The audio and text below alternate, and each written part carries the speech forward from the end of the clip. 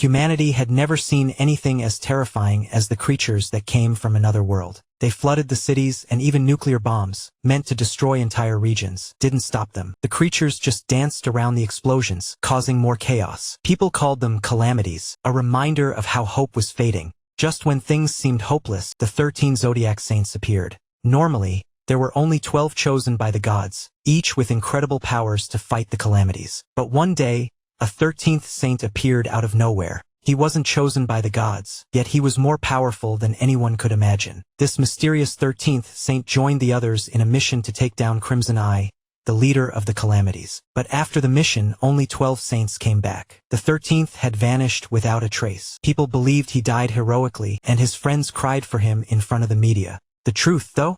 It was all a lie. The 13th saint hadn't sacrificed himself. He was betrayed. One of his teammates stabbed him in the back and sent him falling into the abyss. Left for dead, he was barely alive. His left arm was gone, and his right arm was too weak to lift anything. But he refused to die. Clutching a knife with his teeth, he pushed through the pain and got back up, filled with pure hatred. He was determined to get revenge on the people who had left him. He then moved forward, his vision blurred but his resolve unshaken, each step fueled by vengeance. With a feral glare, he lunged at his enemy, his grip tightening around the weapon as if his very life depended on it. Before all of this, though, he shared a fried chicken meal with his friend Teksu at a local restaurant. The food was still steaming when Teksu, looking at his friend, "You're going to die tomorrow." Leon was shocked. "Teksu, why do you want me dead so badly?" Holding a drumstick in each hand. "I'm eating 2 drumsticks at once." Teksu's voice was serious. Leon's face, scarred and covered by a hood. Leon shrugged and kept eating. "Stop overthinking it.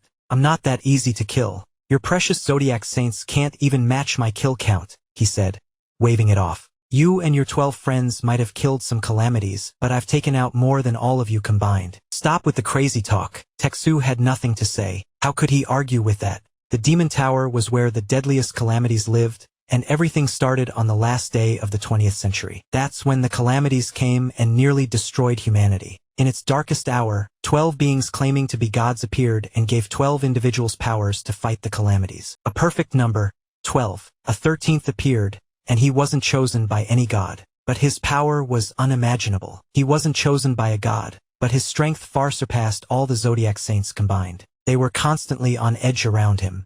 After Leon killed enough calamities to keep the group going, Hugo came over to thank him, but Leon just turned him down. "Instead of wasting your breath, how about you buy me fried chicken for 5 years? Leon joked, glancing up from his seat on a rock. 2 other zodiac saints grinned at each other. "If we take down Crimson Eye today, we're going to be filthy rich," one said. "Yeah, the strongest calamity. A rough estimate, and we're looking at $1 billion, another added. Leon, sitting nearby, smirked. "Instead of spending all that money on mansions and cars, why not retire in Hawaii and enjoy life?" The chubby saint, grinning, said, "Don't need your financial advice, Leon. You're just scrambling for cash to fix your wrecked face, so don't act so high and mighty." Leon sighed, ignoring them. These guys weren't worth his time. He just wanted them to leave him alone. But as they walked away, one of them shouted, "Here's a tip for making money. Don't rush in when you're called. Wait for more people. More people equals more cash rolling in." Leon rolled his eyes. What kind of saints were these? Once Crimson Eye was dealt with, he was cutting ties with them for good. The group finally reached a cave with jagged stalactites at the entrance. Inside, the air was thick with tension. The so-called saints froze, their faces pale with fear. "This is," they stammered, staring at Crimson Eye, the final boss of the Demon Tower. The demon was huge, with horns on its head. The air around it felt incredibly hot, and even Leon could feel its heavy presence. Suddenly, the demon roared, and the entire cave shook. The ground cracked open, spewing lava. Leon, surprised, jumped back, ready for whatever came next. Leon shielded himself as the ground cracked open, revealing a river of molten fire rushing below. Lava erupted from the earth, shooting into the sky like a fiery geyser, lighting up the sky with its glowing fury. The so-called saints couldn't handle the searing heat. They screamed in agony as the lava scorched them, bursting through the Demon Tower like fireworks. Except, if fireworks were trying to kill you. Meanwhile, Leon stood firm, watching his comrades scramble like scared puppies. He let out a long, weary sigh and tightened his grip on his sword's hilt. Alone, undeterred, he faced the monstrous figure, power surging through him, unyielding. No matter what happened, no matter how bad it got, he would be the one to take down Crimson Eye. With that resolve, Leon charged at the Demon King with such force that the ground cracked beneath him. He was ready for the ultimate life-or-death battle. And that was just the first part of the story. How long had it been? Leon couldn't remember anymore. Time had become a blur, and he had no idea how much the world outside the Demon Tower had changed, or even if time passed differently inside. His head throbbed just thinking about it. But there was only one thought that consumed him now: kill every last demon in the tower. The Demon Tower was a sinister trap, designed to summon calamity beasts endlessly. Did those wretched saints honestly think this would be enough to kill him? They were wrong. Despite losing an arm and being drenched in blood, teetering on the brink of death, Leon was determined to survive. And when that day came, he swore he would sever the heads of every traitor. Biting down on his blade until his mouth bled, he forced himself to stay focused, his eyes wide open, fueled by the desire for revenge. Time passed, and in the blink of an eye 20 years had gone by. A calamity beast now lay before him, trembling in fear.